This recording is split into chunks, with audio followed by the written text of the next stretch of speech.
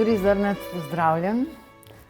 To ni tvoj prvi Beckett oziroma prvo srečanje z Beckettom. Ne, Si že čakal na Godoja, ne? In to že čakal in dočakal, ne, rečemo temu, ne, če zares. Ja, na akademiji smo mislim, da v drugem letniku delali pri Jovanoviću izseke iz različnih dram in mene in kolega Vlaškaliča je doletela ta neizmerna sreča, da sva se lotila Didija pa Gogija, ne, se pravi Estragona pa Vladimirja. Je bilo pa to mogoče takrat zelo zanimivo, ker je bil Dušan ravno takrat v procesu pripravljanja svojega Godoja, legendarnega v drami. Ne. In se mi zdi, da je v bistvu še toliko bolj užival kot mentor, veš, ker je že malo probavil, ne, pa vadil, kaj bo pol na velikem odru drame. Lahko rečemo, da je vajin igralska mladokrvava pač kreacija mogoče napojila še te stare junce kle, ne. Recimo, v bistvu sva midva naredila to predstavo, no, zdaj, če smo čisto iskreni. Zelo je bil angažiran, no, neizmerno užival. No. Mene zdaj zanima, glede na to, da mnogi teoretiki, kritiki pravijo, da je Beckett na nek način to, kar lika v Čakajoč na Godoja pričakujeta, ne, da se zgodi v tej njegovi, zame mogoče najbolj temačni, čudni, absurdni drami Konec igre. Zdaj pa me zanima, kaj misliš ti? Ja, mislim, Konec igre je absolutno v nekem, rečva, absurdnem razkroju oziroma totalno razstavljanju lika človeka, ne, gre še dalj, kot gre Godot, ne, absolutno. Saj jaz ga tako dojemam, pa mislim, da kar večina. V bistvu, veš, pa ni čisto tako, da tukaj pa pridemo mi do Godoja ali pa da Godoja pričakamo, ker se mi zdi, da tudi tukaj pušča odprt, tudi Beckett, no. Ni stvar čist zapakirana.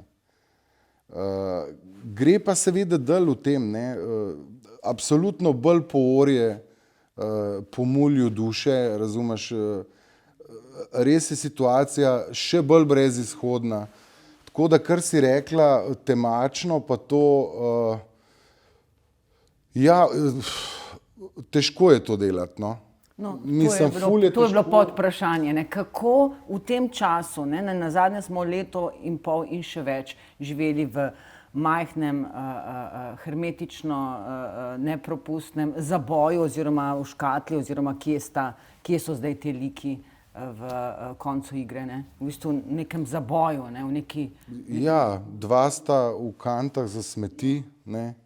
Dva sta pa praktično en majčken manj živ kot ta drug, ne? Se pravi, res je stvar šla, vrag je od nje v šalu, če povem lepo. V bistvu se ne veš, ne, zdaj, a so mrtvi ali ne mrtvi, ampak praktično ničesar več ni. Tudi v njima samima ni ničesar več, imata samo še drugega.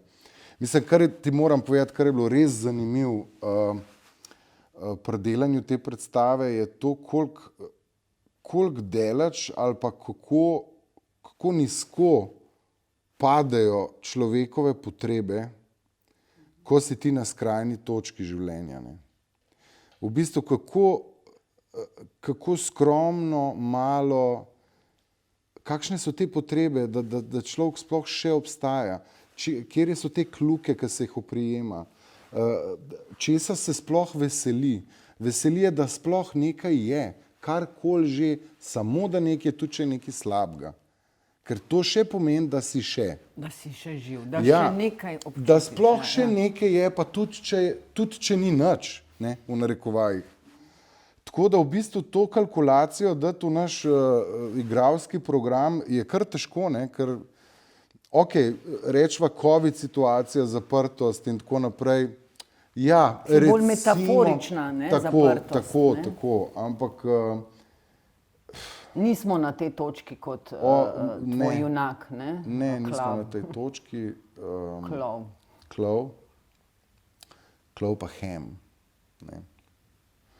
V bistvu to je neka taka zelo, zelo čudna simbioza te dveh ljudi, dveh osebkov. V bistvu en brez drugega ne moreta, hkrati gledamo pa... Ham je Klovov oče, ne, tvoj oče. Tako nekako, ja, tako, učitelj, oče. Ja. Gre pa tukaj za eno blazen psihološki thriller, mislim. Se ti pravim, zdaj tekom vaj razpredamo, iščemo te stvari v sebi, ne. In zdaj Beckett je pa izrazito tak, da ne prenese nobenega balasta igralskega, ne? Nobenih oblog, nobenih izmišljij, ker igralci zelo radi zaidemo v kakšne tone, ne? In v barve in v neke, tle ni nič, ne? In to je najtežje v bistvu, ne? V bistvu ta tekst govoriti najbolj iskreno možno in ga misliti točno tacga, kot je tisti hip. Biti toliko iskren, tako biti ti. Kako je to nevarno za igralca? Sploh nevarno? Na ta tekst, ki sem ga še enkrat presnovila, ne, prebrala. Kako je to, se pravim, komaj počasi prihajamo iz obdobja pandemije, poskušamo zadihati, konec koncev si igralec, tudi gledališče je začelo rahlo odpirati se, ne, utripati in potem ta tekst, ki nekako ne ponuja, ampak res nobenega upanja. Zakaj? A veš zakaj? Gledališče gledati ta tekst, po tvoje. Jaz osebno ga probam preslikati v neke svoje zgodbe, v neke svoje izgube, v neke svoje tragedije, v neka svoja spoznanja tekom življenja. Ne. Upam, da ni to, ne, da bo še trajalo, ampak a veš, zakaj bi ga jaz šel gledati? Mogoče glih zato, da bi mogoče malo utopično tudi v temu minimumu, v temu vakumu vsakdanjem probu videti neko lučko. Pa jo vidimo tukaj, na koncu poskušata govoriti o ljubezni oziroma ampak, a veš, ta Gregor borba... Bakovič, Ham prosi, da mu poveš nekaj iz srca. A smo sploh, mislim, mi zdaj, danes, lahko zares govorimo iz srca. Če pa ne, pa moramo. Če pa ne, je to velika žalost. Jaz mislim, da moramo govoriti iz srca. Če nas ves čas nekdo gleda, zdaj naj snema kamera. Dobar, ne, karkoli poveš iz srca, lahko si povedal večinoma na spletu. Ne, lej, mislim... Anonimno. Mogoče sem jaz tak, da hočem tudi v drugi svetovni vojni videti nekaj lepega. Rečva, karikiram seveda. Ta tekst, kakorkoli je, kot si prej rekla, teža, pokrovka gor in konec je, ampak če poslušaš gledaš te dva človeka, ki se mučta, zato je strahoten mater. Ampak, kot sem ti prej rekel, kaj vse še, sam nekim idej, da sem še. Mislim, to je vredno. Meni to ni v bistvu toliko težko. Ker jaz vem, enkrat, ko bom tam na tej črti, upam, da se bom boril, bom hotel še... Izkusiti to, kar je ostalo od življenja, kakršnokoli a veš, zato, ker sekunde so dnevi takrat. Jaz si to tako predstavljam. Absolutno pa lej Becketta, če se ga dela, se ga gre gledati, no. Kakšnega Richarda lahko spustiš, ne, recimo, ne. Ampak Becketta pa skor nekako se spodobno. Mislim, da ti da velik en poln ruzak za dan za razmišljati, no. A ni on trdil, da je to tista njegova drama, ki jo v bistvu nekako najmanj mara?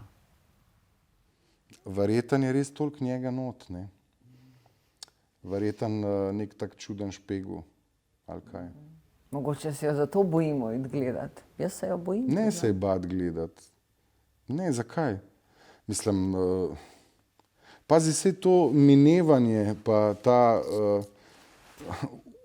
usodna tema, ki pride, vse to je del nas, a ni? Mislim, ja. Zdaj, ja. ne bova kaj zašla, ne? Ampak a veš, tudi kad nekaj odide, ne? Sej so pa pol, rečva, neki lepi spomini ali pa neki, itak slabe stvari pozabimo, se mi zdi. Saj jaz sem tak, se spomnim sam lepih, ko nekaj gre. Tudi minevanje je lahko lepo, ne, po svojem. Ne kle v tej predstavi, ampak sicer. Ja, tukaj je tudi zelo, zelo telesno, ne? Telo kot nek poligon res razpada. Ne? A misliš, da je res imel v glavi samo to, ko je to pisal, da ko razpade telo, da ničesar več ni, da je to tako?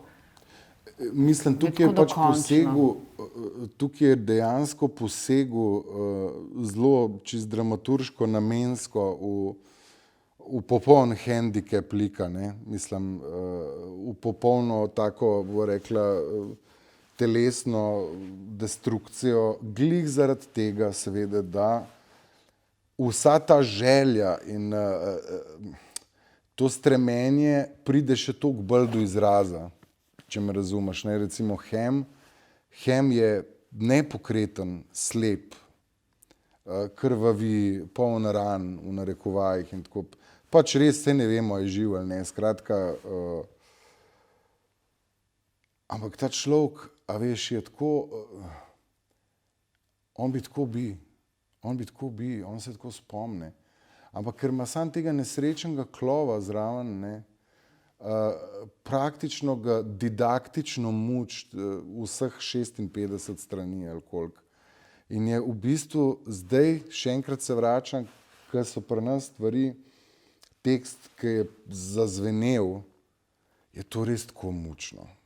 Ampak najlepše pa to, da ne moreš biti jezen na njega, veš, ni negativc, ampak je v bistvu on hoče dobro, ne. Pa tega klova šiba levo, desno, pa tako. In on pač upravlja naloge. Dokler se ne upre. Dokler film ne poč normalno, ne. Ko je treba povedati nekaj iz srca. Ja. Zelo zanimivo. Pa pravzaprav pester študij. Pester študij, zdaj globoko, še globlje ne bova šla. Zdaj pa zanimivo, da prav Beckett, ne, ko sta pač, kot sem rekla na začetku, metaforično hermetični zaprti škatli, pač v kantah in tako naprej. In na nek način ne vidita sveta, ne, te kataklizme okrog nas. Zdaj so se pa teatri ravno spet odprli in Becketta bomo gledali v živo. To pa je tudi nekaj lepega, ne? Kako ti to pričakuješ, ne? Kako ti to čakaš, čakajoč na publiko, na 100% obisk. Ja, to bo še trajalo. To bo še, ja. Ampak bo pa. A veš, kako jaz na to gledam?